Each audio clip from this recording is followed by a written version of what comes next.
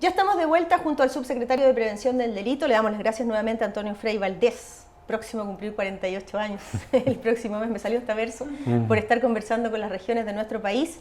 Y estábamos diciendo que los delincuentes evolucionan de una manera realmente increíble, que son muy dinámicos, ¿verdad? Siempre parecen estar como un paso y medio más adelante que todo el resto de la sociedad. ¿Qué hacemos entonces para establecer políticas de seguridad pública, no solo a nivel de autoridades? ¿Qué pueden hacer los vecinos? ¿Hay estrategias concretas que se estén desarrollando a lo largo de nuestro país? Sí. Bueno, una de las misiones de la Subsecretaría de Prevención del Delito es justamente esa, desarrollar, y uno de los ejes de la política de la presidenta Bachelet es desarrollar la participación social como un eje central de la prevención. Para que se entienda, la Subsecretaría de Prevención del Delito se complementa con la Subsecretaría de Interior. La Subsecretaría de Interior está encargada del control y la sanción, ¿no?, en el sentido de incentivar la coordinación para que eso ocurra. La prevención está del lado de nosotros. ¿Cómo lo hacemos? ¿Cuáles son nuestras estrategias? Primero, tenemos nuestro programa estrella para enfrentar todo lo que es la reinserción social de jóvenes en medio abierto, que lo aplicamos voluntariamente, que se llama el programa 24 horas, que, ojo, está atendiendo a más de 2.300 familias. Y ese programa, que además lo trajimos desde el exterior, desde la Universidad de Carolina del Sur, que es una terapia específica que se hace en la familia, la trabajamos específicamente con cada familia de infractores graves. O sea, trabajando con el grupo más cercano, el grupo de apoyo. Y ahí lo que hacemos hacemos cosas que son aparentemente muy simples, pero que es recomponer el control parental sobre el niño y la relación familiar. O sea, que papá y mamá se hagan cargo. Se hagan cargo y se den cuenta que son parte del problema. Ya. Y eso cuesta mucho hacerlo entender, porque generalmente cuando un niño tiene conductas delictivas, se aparta de las conductas sociales, es violento, tiene reacciones malas en la casa, la mamá empieza a desesperarse, a sufrir y a decir esto ya es problema de él. ¿Y en muchos casos esto tiene que ver con abandono familiar? Muchas veces sí. ¿Con ausencias de padres, muchas de veces madres? Sí, muchas veces tiene que ver con un cuadro de violencia intrafamiliar agudo, de descomunicación total. El otro día, en una región determinada, creo que fue en Arica, alguien me comentó que la mamá y el hijo, que vivían solos, no se hablaban hace meses y que se tiraban los platos por la cabeza. Y eso es parte de un proceso de recomposición.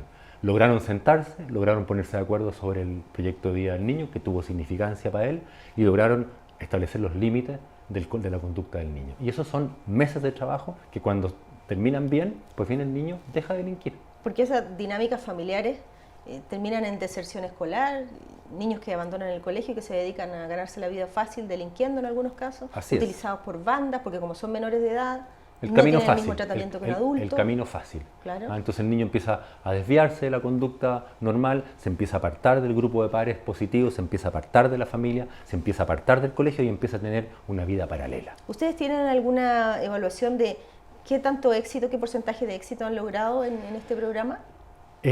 Voy a hablar de cosas complicadas, pero le llaman prognosis a los psicólogos. La prognosis es entre 50 y 70% de niños que dejan de delinquir, que no presentan nuevos eventos durante la terapia.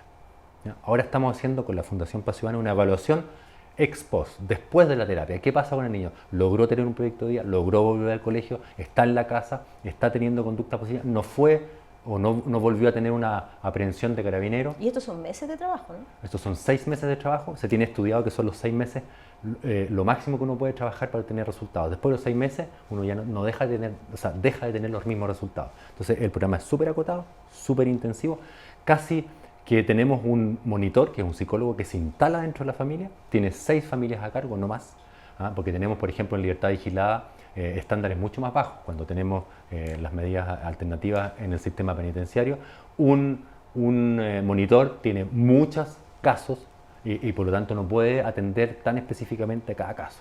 Entonces es un trabajo muy fino y que pretende rearmar los lazos sociales para tener un control parental. ¿Y qué hacemos, por ejemplo, si su subsecretaría está encargada de la prevención del delito, con esta enorme cantidad de gente que sale de las cárceles todos los años? Fíjese que hace una semana conversábamos con Joe González, el presidente de la Asociación de Suboficiales de Gendarmería, y él decía, no sé si las cifras estarán de acuerdo con lo que ustedes manejan, pero decía, el 60% de la gente que sale de la cárcel vuelve a delinquir, son reincidentes. Sí. ¿Las cárceles son, como dice él, escuelas de delito? ¿Y cómo se corrige aquello? ¿Cómo tratamos de evitar la reincidencia, por ejemplo? Sí. Primera aclaración, las cárceles, uno dice, bueno, la puerta giratoria, en Chile no tiene... Son frases que se han usado en campañas políticas. Sí. Sí, y eso es muy importante tener un poco más de seriedad. La población penal chilena es una de las más altas, si no la más alta de América Latina. O sea, proporcionalmente, porque tenemos un número acotado de ciudadanos chilenos, tenemos más población penal que el resto de los latinoamericanos. Entonces el sistema es bastante fuerte en su reacción. Ahora, ¿debería ser mucho mejor? Sí. ¿Qué pasa dentro de las cárceles? Hay falta de recursos, hay seguramente falta de programas de reinserción, los hay también, y hay mucho que mejorar.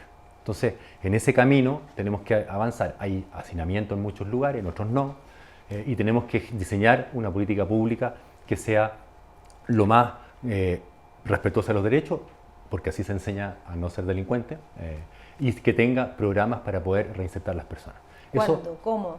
Eso es difícil porque son políticas de Estado, no se logran en 4 años en un gobierno, se logran en 30 años, en 20 años, como el sistema educativo y cambiarlo. Pero alguien dirá, este es el segundo gobierno de la presidenta Bachelet. Así Ella, es. a diferencia de otros, tiene 8 años para hacerlo. Sí, pero tenemos gobiernos intermedios que han hecho también sus políticas y sus aportes. Yo le quiero decir que, por ejemplo, para poner un paralelo, el Banco Unificado de Datos que no tiene nada que ver con esto, pero que acabamos de inaugurar, tuvo el Banco Unificado de Datos, el BUD, tuvo 20 años para poder llegar a ser una política pública. ¿Por qué? Porque era muy complejo y tenía que pasar muchos pasos, que los puedo explicar si usted quiere. Pero contémosle a la gente qué es el Banco Unificado de Datos. El Banco Unificado de Datos es un receptáculo inmenso que se traduce en una cosa computacional, donde todas los registros y las cifras de cada una de las instituciones que componen el sistema de circuito... Carabinero, la Sename, PDI, Gendarmería, Fiscalía. Carabineros, Poder Judicial, Ministerio del Interior, entre otros, son 9 instituciones, Registro Civil. Tienen una piscina donde tienen un mismo lenguaje y pueden conversar las informaciones. ¿Y qué podemos saber ahí de los delincuentes? Órdenes de aprehensión pendientes, condenas, medidas Toda la historia cautelares. judicial de cada uno de nosotros es que la tenemos. Esto lo administra el Ministerio Público, que tiene la facultad legal de poder ver datos personales sin incurrir en ninguna falta respecto a la Ley de Protección de Datos Personales. Es muy importante decirlo, no estamos contra la ley, no estamos vulnerando derechos de las personas. En virtud de una investigación criminal, el Ministerio Público puede averiguar lo que usted está haciendo. ¿Y por qué recién ahora en Chile nos decidimos hacer esto? ¿Por qué nos demoramos tantos años, como usted contaba? Yo le quiero decir que es el primer país de América Latina que lo hace. O sea, no es que estemos atrasados, estamos en la vanguardia. ¿Y por qué esto es tan difícil? Primero, y eso estamos hablando hace 20 años atrás, tenemos resistencias institucionales. Cada uno protege sus bases de datos, nadie quiere compartirlas. Eso al principio, estamos hablando en la época... Cuando esto era una idea. Cuando esto era una idea. Después hay que empezar a ablandar los ánimos y empiezan la gente a pensar y las mismas instituciones, que colaborar y tener información conjunta es bueno para cada una de ellas. Luego hay que crear la plataforma tecnológica, que recién se ha desarrollado en los últimos 20 años, los últimos 10 años, y hacer una licitación que sea de buena calidad. En este caso hubo varias empresas transnacionales que hicieron el sistema. Y luego hay que implementarlo y hay que cambiar la cultura institucional para tomar decisiones con mayor número de información. Le pongo un ejemplo. ¿Qué pasa cuando hay una orden de aprehensión o una orden de detención emanada a la PDI y producto de este sistema lo ve la Policía Uniformada Carabineros de Chile, que antes no lo veía?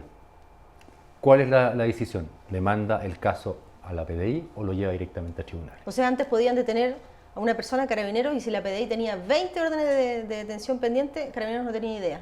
Y probablemente lo soltaba. Le hacía un control de identidad o lo que sea, o lo sorprendía en algo, en malos pasos, y lo dejaba ir. Eso era una posibilidad. O llamaba a su amigo, que era PDI, y le decía, ¿tú tienes datos sobre esta persona? ¿Sabes algo de esta persona? Pero eso es tiempo perdido y muchas veces no se hacía. Muchas veces se hacía, o muchas veces no eran amistades. Y ahora en la práctica, ¿qué va a pasar? Que el carabinero va a digitar algo en un computador y va a saber inmediatamente si este señor está comprometido o no con la justicia. Sí, el carabinero va a llenar a la central de comunicaciones, a CENCO, se llama así, la central de comunicaciones, y una persona en la central de comunicaciones le va a decir, señor Antonio Frey, tiene antecedentes y tiene una orden de aprehensión pendiente y tiene un quebrantamiento de condena. Y lo va a saber en línea, en el momento, inmediatamente. Esa es la gracia de hacer compartir esta información. Y estamos hablando de 260 millones de registros hasta hoy y van a crecer. Entonces, esto que parece tan simple que la gente lo toma como obvio, es un trabajo tremendo Es un trabajo además que importó mucho gasto y que hoy día va a funcionar y va a permitir tomar mejores decisiones en el terreno. Antonio Frey, le propongo, porque me dé una respuesta, ¿qué pueden hacer los vecinos? ¿Cómo se organizan? ¿Es caro organizarse a nivel vecinal? ¿Coordinarse de mejor manera? Lo vamos a hablar a la vuelta. Hacemos una pausa y regresamos de inmediato.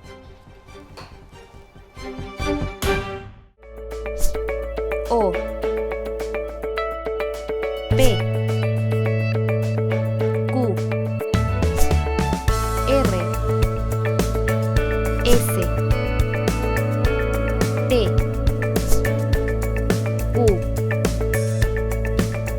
V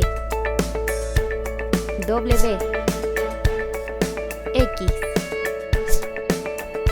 Y Z. Portavoz Noticias Inclusivo.